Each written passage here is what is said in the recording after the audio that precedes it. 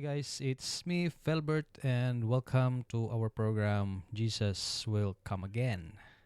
Well, it's March 17 na today and less than 2 months mangyayari na ang ating hinihintay na pagkabigo sa mga time setters, especially sa kanilang mga hula-hula. Bakit kasi naghula-hula eh? Wala naman yan sa Bible. Wala naman yan sa sulat ni Sister Ellen White na siyang pinaniniwalaan ng mga time setters. Ngunit sa mga topic when it comes sa second coming, hindi nila pinaniniwalaan yung sulat ni Sister Ellen White sapagkat meron na silang sariling version ng second coming.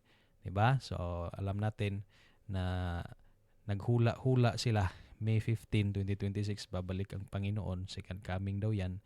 And then, 15 days paatras, that's May 1, mangyayari ang dalawang big event na sinasabi sa salita ng Panginoon. Ngunit, binigyan nila ng petsa. May 1 daw mangyayari ang Sunday Law, pag-proclaim ng United States of America sa Sunday Law. And then, dyan din na araw, May 1 din, ma-close yung probation or maging masarado ang kaligtasan ng tao. Lahat ng tao. Now, okay, pakita ko sa inyo yung kanilang YouTube na channel. Flex natin para sisikat to. Eto, tingnan natin yung ano nila. Ito yung YouTube channel nila eh. Yung sa English version nila, Prepare to Meet Thy God. Alright, tingnan natin yung mga post nila. Ito, saan ba yung May 1 dito? May 1. Ito, ay hindi pala.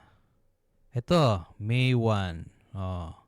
May 1, 2026, Sunday Law in God's Prophesied Time. Ito naman katabi, May 1, 2026, The End of Probation. Wow! Talaga? Ang dami po. Ito po, Sunday Law, May 1. In God's Appointed Time, May 1, Sunday Law Announcement. Ito pa, May 1, 2026, The Sunday Law. Grabe. So, yan yung kanilang mga YouTube channel. Yan yung pag-post nila, pagminsahe nila sa kanilang hula-hula. Now, ang tanong, ito tanong ko sa inyo mga time setters. Sana may sasagot.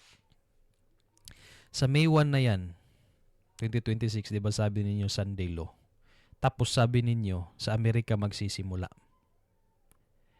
Anong bansa ang mag-declare ng Sunday Law sa May 1?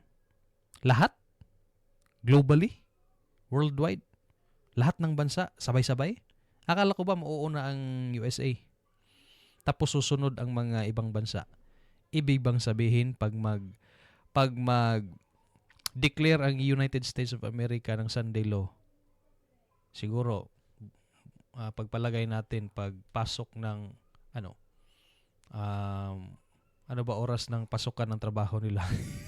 8 a.m., 7 a.m.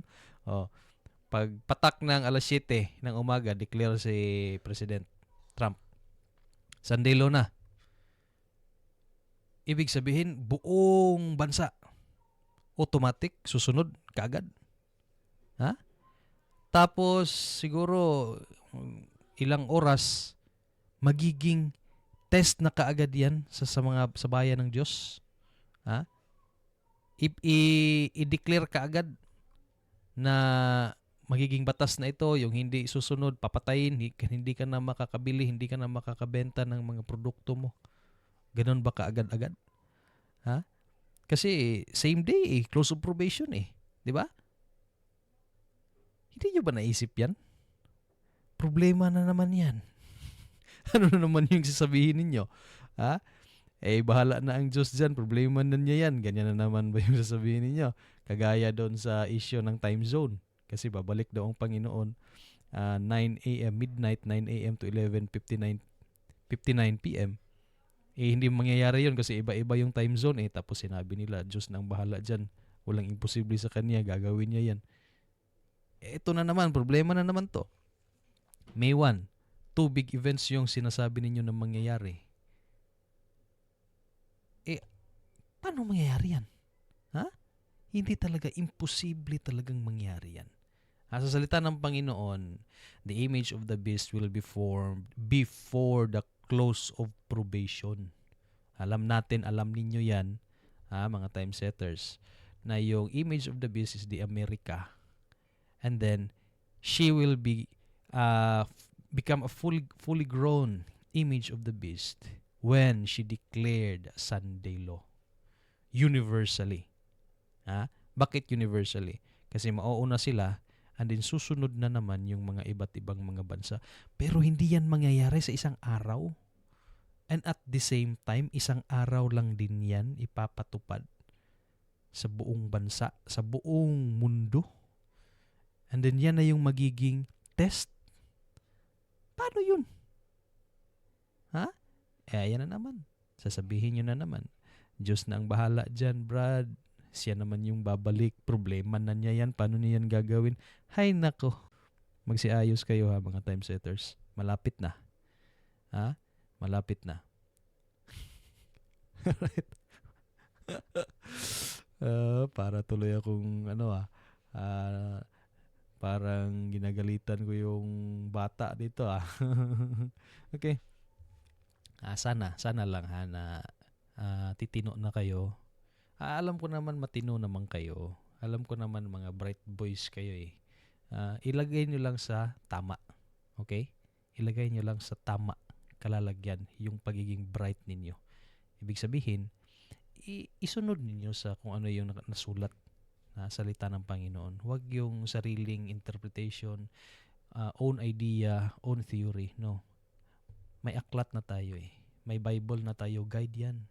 Plus meron pang writings ni Sister Ellen White. Guide yan. Huwag nating i-disregard. Sundin natin. Okay? Para hindi tayo maligaw and then hindi rin natin mailigaw yung mga nakikinig sa atin. Okay? Dahil kung kayo magpapatuloy niyan, sigurado talaga. Yung December 18, di na kayo natuto. Naulawan na mo ato. Diba? Napahiya na kayo eh. December 18. Tapos ngayon, eto pa. Dinagdagan nyo pa.